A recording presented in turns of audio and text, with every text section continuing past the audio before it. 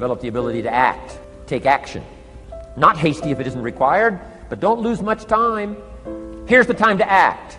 When the idea is hot and the emotion is strong. That's the time to act. You say, Mr. Rohn, I'd like to have a library like yours. See, if you feel strong about that, what you got to do is get the first book and then get the second book. Before the feeling passes and before the idea gets dim, action pronto, action immediate, action as soon as possible. Because if you don't, here's what happens. We call it the law of diminishing intent. We intend to when the idea strikes us. We intend to when the emotion is high. But now if you don't translate that into action fairly soon, now the intent starts to diminish. And a month from now it's cold. A year from now, can't be found. So act. Set up a discipline when the emotions are high and the idea is strong and clear and powerful. That's the time to set up the discipline. Somebody talks about good health and you're stirred. Says, right, I need to get a book on nutrition. Get the book before the idea passes and before the emotion gets cold. Go for the book. Start the library. Start the process. Fall on the floor. Do some push-ups. Action. Got to take action. Otherwise, the wisdom is wasted. Otherwise, the emotion soon passes. Unless you put it into a disciplined activity. Capture it. Disciplines is called how to capture the emotion and how to capture the wisdom and translate it into equity. Disciplines. Now here's what's important about disciplines. All disciplines affect each other. In fact, here's a good philosophical phrase. Everything affects everything else. Nothing stands alone. Don't be naive in saying, well, this doesn't matter. I'm telling you, everything matters. There are some things that matter more than others, but there isn't anything that doesn't matter. Okay. We all pity the man who says, well, this is the only place I let down. Not true. Key to take home. Every letdown affects the rest of your performance. Every letdown affects the rest. This is part of the educational process on personal development. If you don't take the walk around the block, you probably won't do the apple a day. If you don't do the apple a day, you probably won't start building your library. If you don't build your library, you probably won't keep a journal, and you won't take pictures, and then you won't do this, you won't do wise things with your money, won't do wise things with your time, won't do wise things with your possibilities and relationships, and the first thing you know, 6 years of that accumulated, and we say you have messed up. So the whole key to reversing that process now is to start picking up these disciplines. Now here's the positive side. Every new discipline affects the rest of your disciplines. Every new one affects the rest. That's why action is so important. The least action, the smallest action. Take it. Because when you start accomplishing and the value starts to return from that one action, it'll inspire you to do the next one and the next one and the next one. You start walking around the block, it'll inspire you to get an apple. Get an apple, it'll inspire you to get a book. Get a book, it'll inspire you to get a journal. Get a journal, it'll inspire you to grow, develop some skills. All disciplines affect each other. Every lack affects the rest. Every new affects the rest. The key is to diminish the lack and set up the new. And you've started a whole new life process. Key. Also, one more thought on discipline. Here's the greatest value of discipline. Self-worth. Self-esteem. People are teaching self-esteem these days, but they don't connect it to disciplines. The least lack of discipline, and it starts to erode our psyche.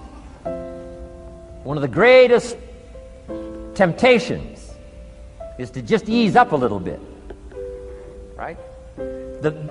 The slightest lack of doing your best starts to erode the psyche.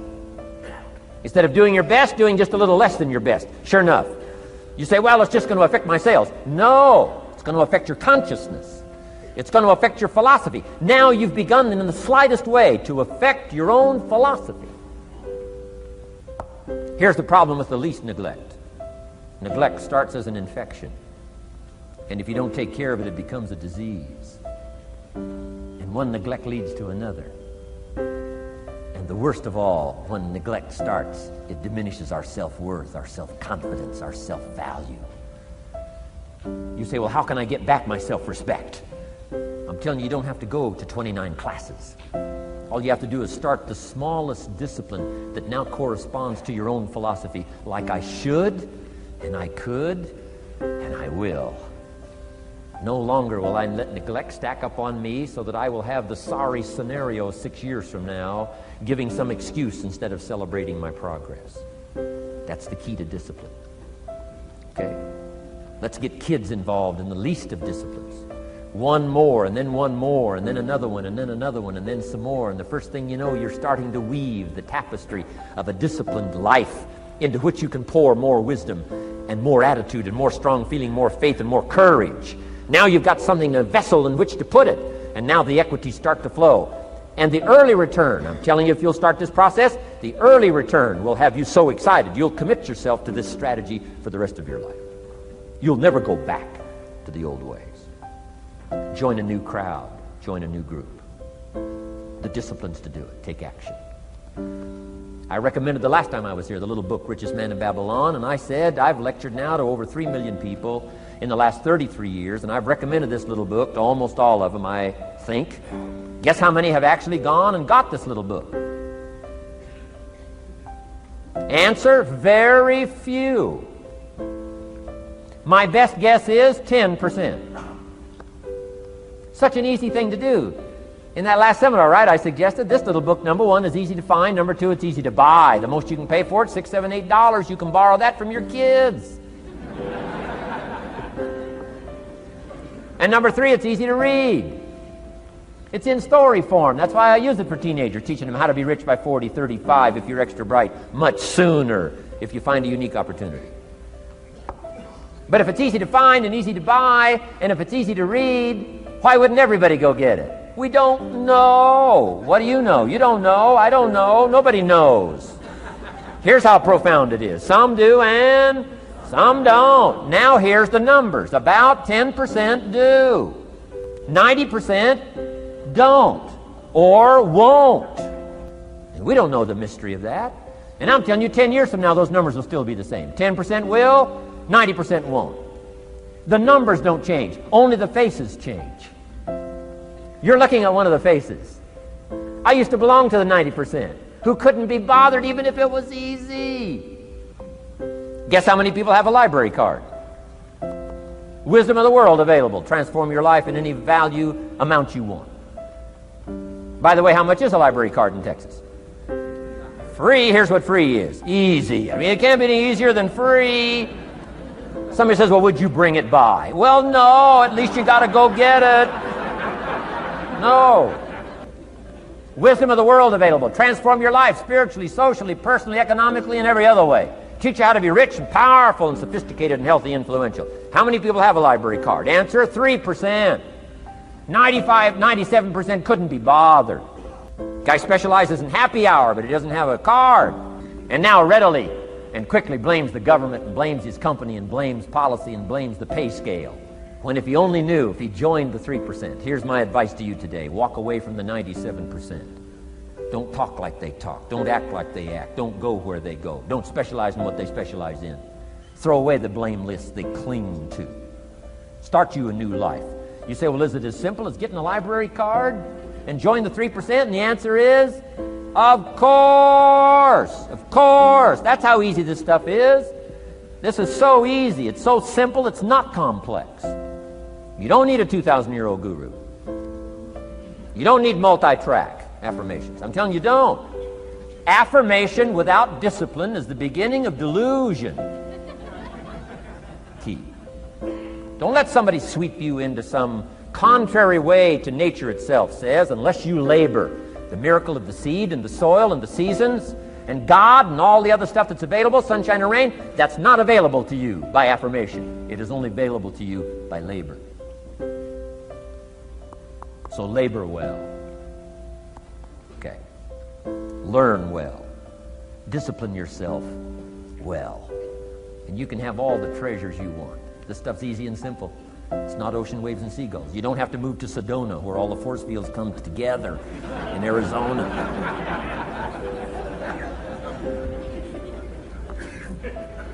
Let's teach our kids the simple ways to transform their health, number one.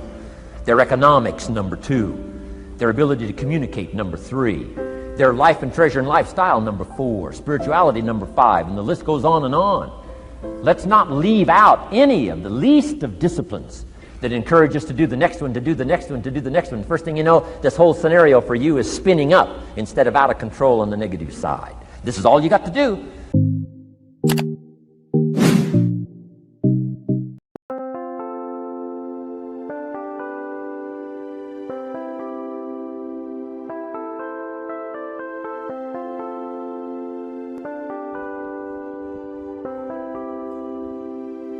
Chẳng được quên khi cơn mưa đêm lại về. Em đã quên lời thề và ta như đông chìm sâu. Không còn mơ em anh nhận màu. Em chỉ cần mơ là bye bye. Chỉ còn là những cơn mưa vô giá. Cho bên mơ em không mơ anh. Anh một đêm mơ. Chỉ cần bên em không được cơn nhớ. Và chỉ có em không còn nhớ. Và người ta bên nhau như ngã tớ. Muốn nhớ về say em chỉ có mấy em ở đây. Và nhưng không muốn em mơ mày. Tình yêu làm cho ta đau đầu. Không em như mà mơ mộng. Anh như nơi mong cầu. Và mưa bên em ngô sầu.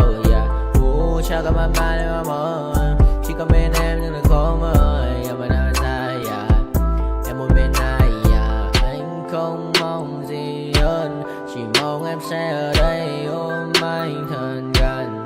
Anh chỉ mong đôi ta được có nhau. Và đừng em đâu anh có em. Một đôi bên anh có em. Ta sẽ trao nhau môi hôn thật sâu. Ôm anh cứ nữa bằng ngâu. Và em chỉ nằm đâu. Anh không muốn em ở đâu đâu. Một cơn gió thứ anh không mơ cầu. Mà không đôi anh mà bên giờ. Anh chỉ là my friend. Em quên đi bao lời hứa. Quên đi cần ngày xưa. Anh chỉ là muốn chưa. Em cứ một chưa. Mà đừng ở đêm ở đêm. Anh nhìn một đôi bằng kem. Không như là ba chỉ là thêm. Cho em nhiều hơn như là kem. Chỉ cần là mưa thôi. Em chỉ cần là mưa thôi. Còn ai sẽ là nắng rồi.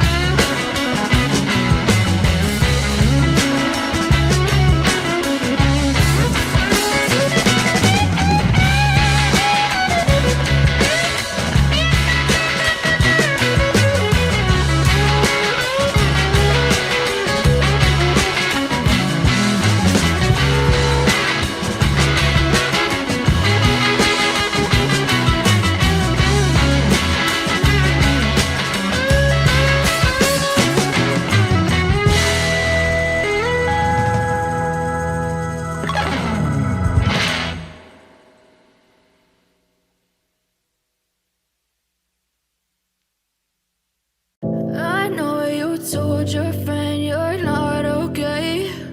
And tell me what's wrong and why you never said you felt that way. And guess you're trying to stay strong and fake a smile until I look away. But I've known you too long, it hurts to watch your blue eyes fade to gray as you fade away, as you fade away. Yeah, I'm about to fade away, cause every time I wake up I feel like it's Monday. Something's going wrong with all the chemicals up in my brain. All of a sudden I don't look at anything the same way. Got a buildup of my thoughts sitting in an ashtray. I'm sorry that I'm so inconvenient, okay? Just let me be me and I'll stay out of your way. I can see the way you look at me, I'm such a disgrace. I never really asked to be brought into this place. You wanna love me? Well then baby, have a taste. All the highs and the lows, no, you'll never be the same. I don't really wanna hurt you, but I can't control the pain. If you're sticking by my side, maybe we could be okay. Okay, maybe you could be the change I need today. I promise that I've never felt this way. I really hope that you will choose to stay through all the pain. I know you told your friend you're not okay. And tell me what's wrong and why you never said you felt that way. And guess you're trying to stay strong and fake a smile until I look away. But I've known you too long, it hurts to watch your blue eyes fade to gray as you fade away.